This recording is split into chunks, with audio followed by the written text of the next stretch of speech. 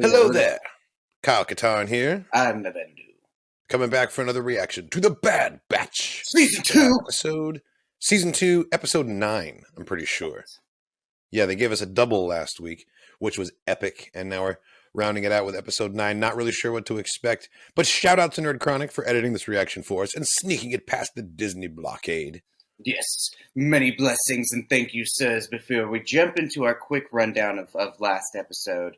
But yes, thank you to the Nerd Chronic.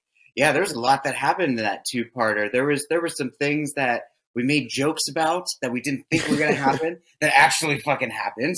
Like Palpatine, for Yes. example. Like, we got to witness history a little bit last week. Apollo smote us with the gift of prophecy. All we were doing was trying to make jokes, and then shit went down. It was 3 episodes ago, but I'm still not quite over getting to see Gungi again. Like, my heart still soars from that. For the episode called The Tribe, that's right. Yeah, there's a lot of little tidbit things that have really started to kind of bring themselves back up. And then there's storylines from, other shows, other time periods that are showing themselves now. So, yeah, they're really Seeds are making being it a planted. quilt. This show is really a quilt, actually, now I think about it. A quilt is actually, that's a really good way to think about it. It is totally like a quilt. And everything is going to come back around in the end. And I can't wait to see what Gungi's part's going to be in the larger story. I thought it was a super ballsy move to go for the Bad Batch to go back to Coruscant itself, sneak on a Rampart's personal Venator to steal that shit from the bridge. Like, oh, dude, it was so clean though. It was so such an well A-team done. kind of mission. Like, it was great. It was awesome. But the crosshair, not actually crosshair, like sniper, like definitely not crosshair. We were pretty foolish for though. even thinking that, honestly, because he was so different in his behavior and how he shot too. Like, he would have used the little reflective mirror things. That's true. And he would have got her in like 2 hits. More trick shots. Now that you mention that, but yeah, I'm thinking he was like the very first phase of the Dark Troopers, since that's canon now. I think like, how fucking cool would that be if it started with clones of all things? Because I definitely think Crosshair might still be one of the first Dark Troopers, but yeah, there was still something really terrifying about the full commitment of that clone into the Empire. But yeah, but then Palpatine, it fucking emphasized Palpatine's point of view, or not point of view, but like his it played into his hand is what happened. Yeah, he's like, the clones obviously are they're too dead set on their missions. We need they just follow the orders unquestioningly. They don't think about it, and they can be used for evil. And honestly, it was like people don't give Palpatine enough credit. They were like, oh well, he just brilliantly manipulates any situation that happens sort of on the fly. But I think this entire thing was carefully constructed. He wanted Rampart to take that action, and then for it to come to light and for Rampart to take the fall for it. I don't think that was him improvising in the moment. I think that he planned that entire thing out. Exactly. Yeah. To get that legislation passed. This is how he had always intended to make it happen. Even though it he seems knew that like Rampart was a piece of shit, and either A, someone would get caught, or B, he was always going to be the fall guy. I don't think Rampart... He was a patsy. He just didn't know it. Exactly. I think for Palpatine, and just in general, like, the key to selling a deception, especially one that you've been planning forever, is to act like you're coming up with it on the spot. That you have no ulterior motives. And Palpatine is like, that's his brilliance, is that he seems like he's just reacting to something in the moment, but really he's been thinking about this and laying the groundwork for ages. And he's every detail meticulously crafted. Oh yeah. And God, that voice performance from Ian McDiarmid. He's a paranoid schizophrenic, 100%. Well, honestly, like, wouldn't you be though if you were like Emperor of the Galaxy, an ancient Sith Lord, like all of this stuff? Like, if the Rise of Skywalker is to believe, then he has the souls of every Sith Lord before him, like, rattling around in his little mind. Like, I'd be pretty insane at that point. Oh, he's haunted as fuck. There's all sorts of shit going on in his head. 100%. 100%. So haunted. 100%. But yes, this episode, though, is called The Crossing. So... Okay. We'll see. Maybe we'll actually get some crosshair action, but I don't know. It's true. His name is half the title. Before we do, though, we have a Patreon poll. All right, so we asked you guys, have we seen the last of Admiral Rampart?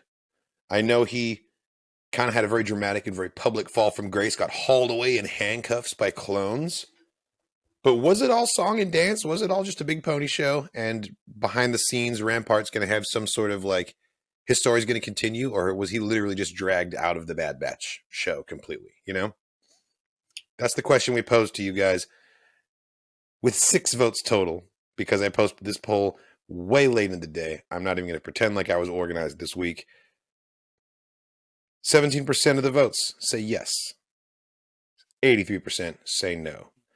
So it sounds like people think that Rampart still has a part to play in the future of this. What do you think, Bendu? I mean, I don't know. If he does have a future part to play, I think if anything, it would just be we'd randomly see him in a prison episode or like later on down the line. Because I don't think it would be something where he would do something like kind of like the mayor from Siege of Mandalore. Yeah, but I don't think it would be something like Agent Callus where he straight up goes full fulcrum or something like that. I don't think there's a redemption not executed now or executed already. I'm sure it would just be something where we see him in an orange jumpsuit later or something, you know. We get to see him be on program somewhere else. On program? Nice. What he did was so dastardly, I feel like we, as the audience, deserve to see what happens to him, you know? We deserve to get a little bit more closure than just what happened.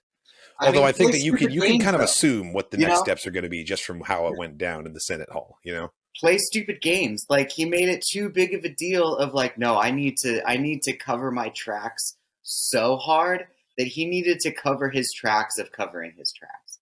Like, his overconfidence was his weakness. Yeah. Yeah. We've got 2 comments here. Jackson says, I think he may act as an Agent Callus figure or just be relegated down to a lesser position. So kind of the opposite idea. If they go that route, I'll be a little disappointed because that would be kind of predictable as a repeat of Star Wars Rebels. You know, they've already done that. They've already explored that storyline. And also, it wouldn't feel super... Or it's just the scorned lover idea of like, oh, I was betrayed by the Empire. Here, let me give you all my secrets. Well, that's what I'm saying. Like, even if they do go the route of Agent Callus and try to redeem him and make him like a good character, the basis for his character change is that he lost his career in the Empire. And so it's like, how can you see this guy as a good person? It's like, he'd still be up there murdering clones if it wasn't for this one hiccup that happened. You know, it's not like he had any kind of a change of heart. So if he did join the rebellion, Admiral Hux, it would be opportunistic of him. It wouldn't be heroic. Like Admiral Hux. Exactly. Admiral Hux was just being a hater. He was just being a professional hater. I just need Kylo to lose. Whiny little goddamn bitch. Hater. Whiny little bitch. More! Our other comment is from Tristan Milner. If Empire Strikes Back has taught us anything, it's that admirals in the Imperial Navy have a short life expectancy when they have a failure in front of a Sith Lord. That's true. You can ask Admiral Ozzel, Captain Nita, any of them about that one. Yeah, but see, I kind of agree with that. I think that ask Robot Chicken how many people would pretend to be dead, or how many times have people died off screen and then come just back? Just add a mustache, go back out, and you're Lieutenant Leopold. Exactly. You're like, look, you're your second cousin now. Just change your name, and it's basic D&D logic. We'll put you on a different floor. If your character dies, we're just going to encounter someone that looks just like you in the next town with a different name. Awesome. Well, the episode is out. Are you ready, best friend? I am. Let's go. Do it. Ooh. Thankfully, our music is different. Forward. Oh my god, I almost thought that was real rock for a moment. That animation is incredible. It sounds very Mando, and I love it. All right, and we're a man short now. No more echo. Echo. What planet is this? Oh, that's a vault. Okay, we're here for that, clearly. According to Sid's coordinates, this is the mine she purchased. Dude, this straight up looks like Arizona. Ooh. Storm's coming, Annie. Better get home quick. Sid warned us about poachers in the area. Keep your eyes peeled and call us if you see anyone.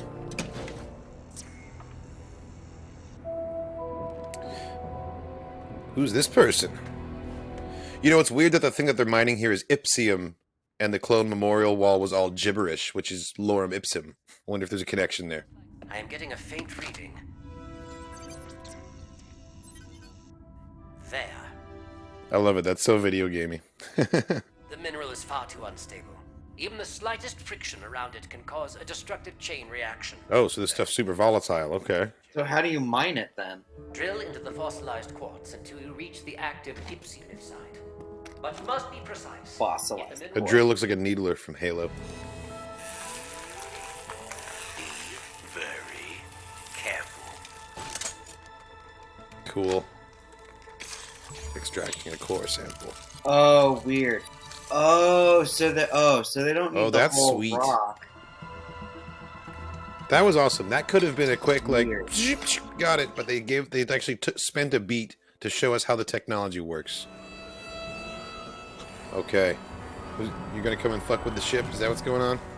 Is that While hair everyone's or are those gone? feathers? It's Hondo.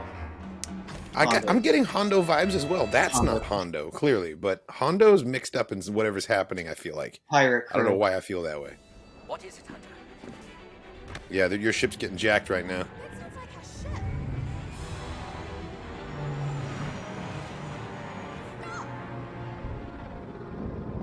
How exactly did you miss our ship being compromised? Maybe if you hadn't docked it out of view, I would have seen someone approaching.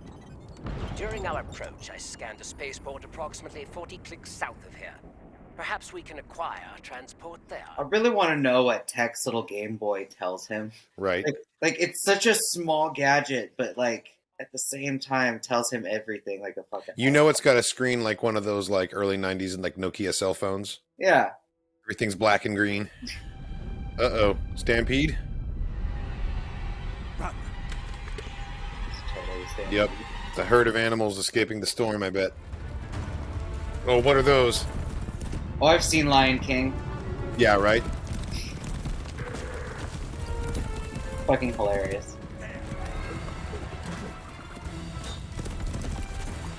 Nice.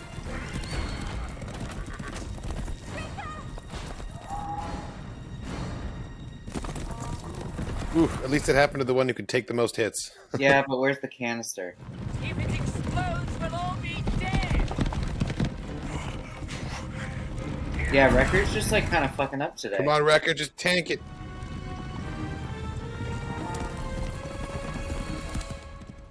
He's so tough.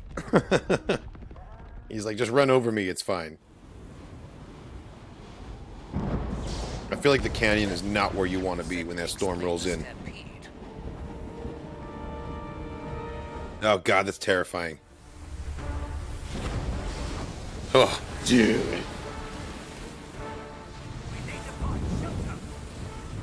It's like when the Bendu turned into a fucking storm. Come on, Wrecker. Go get the case. Lightning's gonna strike it, and it's gonna blow the fuck up. Oh, cave in. They trapped? Bro, this episode. We now have but one choice. We must face the long dark of Moria. Now we are trapped. And we have lost all of our Ipsy. Hilarious. Well, I suppose that's my fault too. Well, technically, yes. Fool of a clone. No, there's gonna be something dangerous in this mine. Balrog or something. Mustn't disturb the water. The Marauder's transponder isn't relaying a signal. It was probably disabled by the thief who commandeered it. He's just not gonna let up on that, is he? It is most unlikely that the Marauder will be recovered. What? Don't say that. We have to get it back. It is merely a mode of transportation. The Marauder's our home. We already lost Echo. We can't. Yeah, she can't handle all this loss right now. We're supposed to be a squad. This squad existed before Echo was a part of it, and it will exist after. What is your issue? Ouch. Come on, Tech. Got a better bedside manner than that. It was just that word choice. I think it was just the word choice of issue. I merely stated the truth. She already knows the truth. That's why she's upset. So it's like both of them have different opinions of what the Bad Batch were, because like Tech's always been part of Bad Batch before Echo was even there. Right. But like to Omega, the Bad Batch is like all of them. Well, also everyone else in the Bad Batch is developmentally an adult, you know, arguable with Wrecker, but they've had experiences of loss and had time to like develop it and live with it, and like they can take it in stride when they lose their ship. But Omega like is struggling so much with all these losses stacking up, you know, having to say goodbye to Echo and then losing her like only place that she feels safe, like her ship. It's too much for her. And her stuffed animal. And Gonki. Oh my God, more? No way. I guess it makes sense. There would be Ipsium all over the mines, you know? It wouldn't just be that one mine.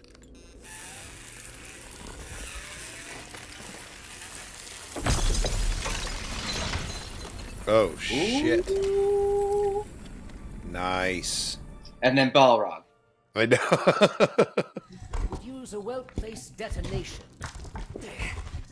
Pretty sure a well-placed detonation is what got you into this mess. Well, we had a small bomb, but somebody dropped it. Fine. Since losing the mineral... Cool, so Omega's going to recover some of that Ipsium and use it to blast them out of here. Go check on the kid. But she said she wanted to be alone. Look.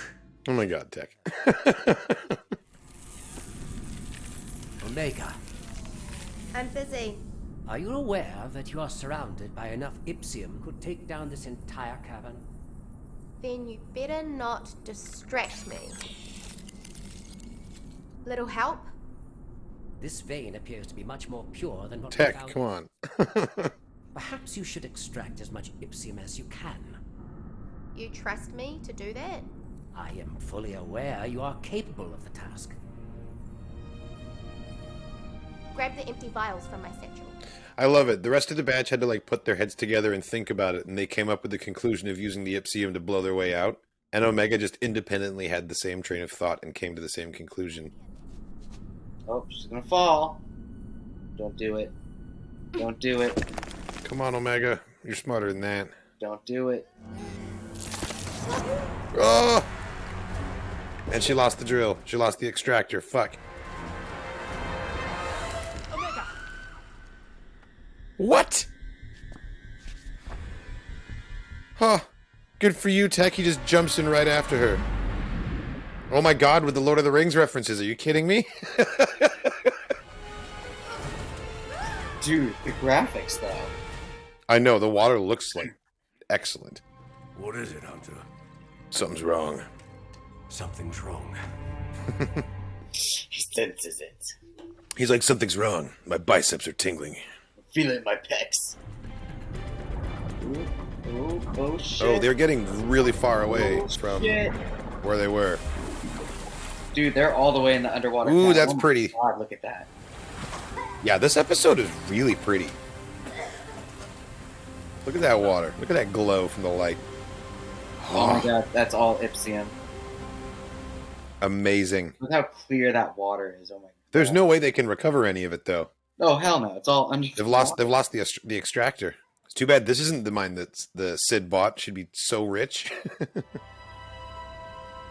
that daylight? There is a passageway. It's either outside or it's some glowy thing inside there. We will be out of this cavern in short order once they arrive with the mineral. Except we still don't have the Marauder. Or a way off this planet. One problem at a time. We will figure out a solution, as we always do. Yeah, they already said this planet has a spaceport on it, so there's definitely plenty of ships. You don't even care. I am not sure how I should care about change. Echo left. Why doesn't that bother you? Because he has Asperger's. I am aware that you miss him, but we have to adapt. That is what soldiers do. We're more than that. We're a family. Aren't we? Yes. Yes, of course we are. Then why don't you act like it? Because that's dangerous. Tech doesn't know how to love. Echo chose a different path, as did Crosshair.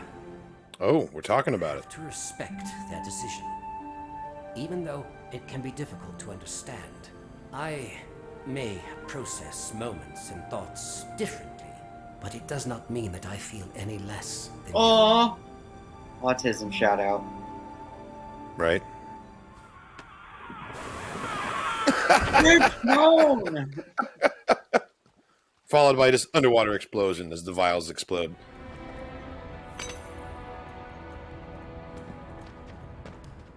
All right, now Are you just gonna what? Shoot it? If the shot is not precise, it will cause another cave-in.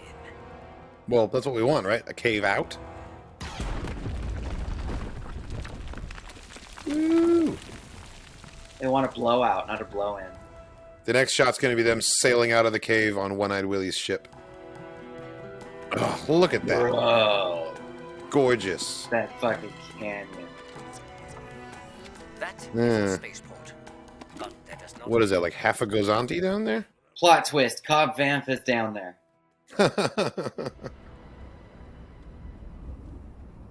Damn, it took us a whole, 4 to 6 hours to climb down that mountain. Now it's dark.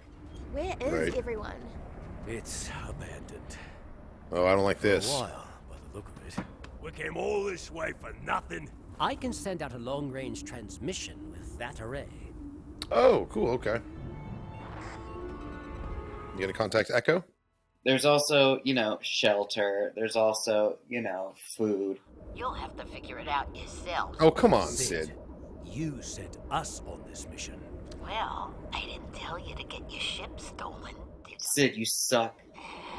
All right. Give me a few days and I'll see what I can do. We don't few have days? enough rations to last a few. Man, she's so not She like sucks. eye to eye with them. He sucks.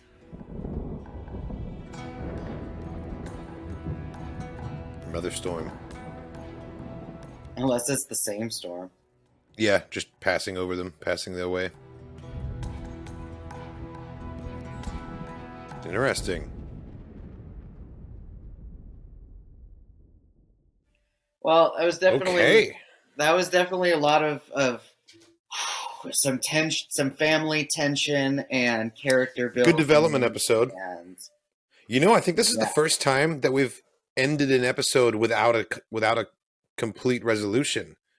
yeah, it was Most of the very Bad Batch cliffhanger. episodes this season, at least, have not been multiple episode arcs. So, the fact that this is part one of a maybe 2, maybe 3 episode arc on this It was planet, very cliffhangery. Yeah, it's kind of exciting. It's breaking the format a little bit here.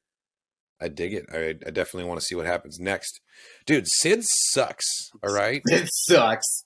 That is now our I'm new telling you, man. consensus. Omega better be falling out of favor, not looking up to Sid as much anymore after her experience with those other Trandoshans on Kashyyyk, and now getting the runaround in their moment of need. No. It's not on. Yeah, they need a deserve new better. boss. They need to quit or yeah. Hopefully that's what's coming. Yeah. Hopefully this is the last straw. You sent us on this mission, and now you can't do anything about it, and we're stuck here. Who do you think stole the ship? Who do you like? We saw that again, kid. I think tell. he's connected to some faction that we've seen before, and I don't have anything to base this on, but I think it's Hondo's Pirates. I don't know if it's okay. So if it is Hondo's Pirates, that would be fucking hilarious, and that would just be another great piece of the Filoni quilt. My second thought, because it obviously looks like a kid, so I was thinking, Yeah, it looked young. It could have been Young human. It could be a shout out to the Lost Boys gang from Solo that was led by the Tusken Raider looking character with the metal shield, whose name I'm talking about the Cloud Riders and Enfys Nest. Fuck it, yeah, Enfys Nest. So could be something That could be similar, because I couldn't tell if that person had purple feathers coming out of their helmet or if that was supposed to be hair. So, I think it was feathers attached to the back of the helmet. yeah. So definitely, It's also possible that it's someone who crashed on that planet and has been stranded the whole time and was just waiting for another ship to steal. Someone in the same position they're in. Mm-hmm. Very, yeah. And maybe they'll end up doing the exact same thing to someone else that lands on the planet. Or they'll just find their ship later and then they'll fight about it with whoever it was that. They're gonna find the ship, And we're going to see that kid again. And I just think that kid is going to be a big twist, and they're going to be connected to someone that we recognize, like Hondo or someone. Or it's brand new characters. Yeah. If it's anyone recognizable, I say Hondo. Because they're too small to be like Boba or some shit like that. Right. So. Right. I don't think so. But who knows, man? Who knows? I really liked the moment between Tech and Omega. I like that he actually talked about Echo and talked about Crosshair. And like you said, like the representation of him actually stating, like, just because I process my feelings differently and express them differently doesn't mean I don't feel them just as much as you do. And I think people need to hear that sometimes. Yep. Not everyone's going to express emotion the same way.